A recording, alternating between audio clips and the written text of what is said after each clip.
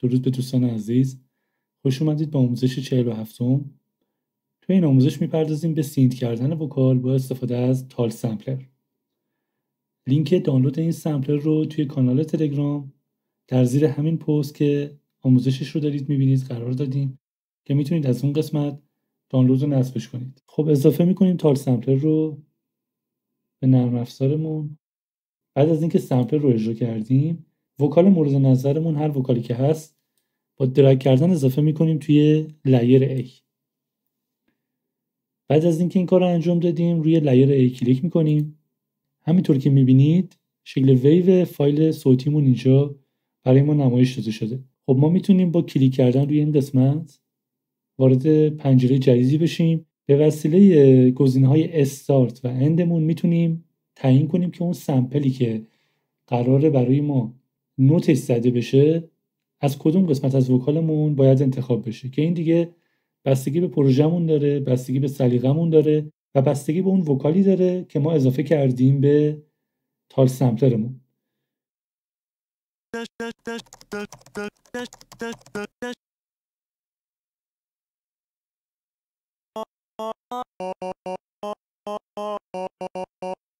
به نظر من که این قسمت بهتر جواب داده.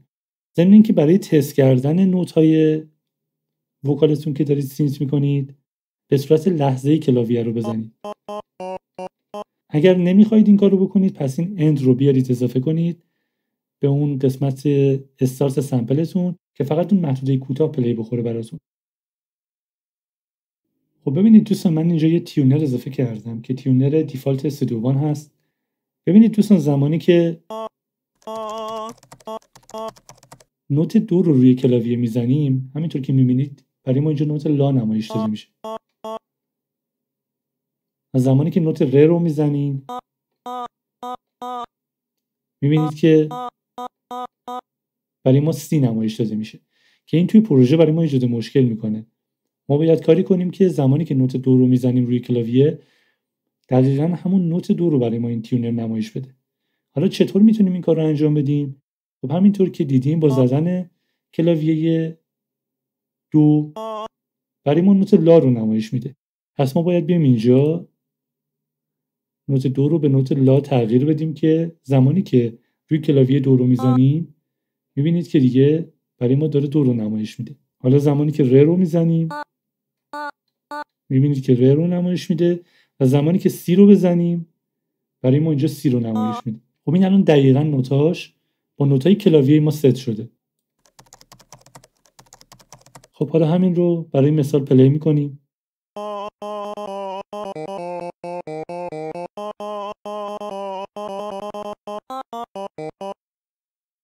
خب دیگه میتونیم این رو ریمووش کنیم. خب به سمپلر اصلیمون اومدیم که قبلا ایجادش کردم.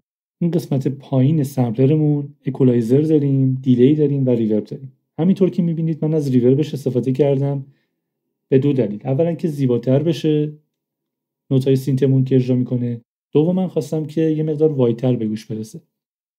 حالا میتونیم گوش کنیم. وایدر رو خاموش میکنیم فعلا. ضمن اینکه شما میتونید از دیلی استفاده کنید اگر دیدید که به حال هوای پروژهتون میخوره، اگر دیدید که به اون وکالی که شما اد کردید میخوره که دیلی رو اضافه کنید. و این پلاگین وایدر که اضافه کردم میبینید که 53% وایتر کردم سمپلمون رو که بیشتر تو سایت بره که زیباتر شنیده بشه. بدون وایدر گوش میکنیم. خب حالا وایدر رو اضافه میکنیم. میبینید که حجم خوبی به سمپلمون میده، ضمن اینکه خب باعث زیباتر شنیده شدن سمپلمون هم میشه.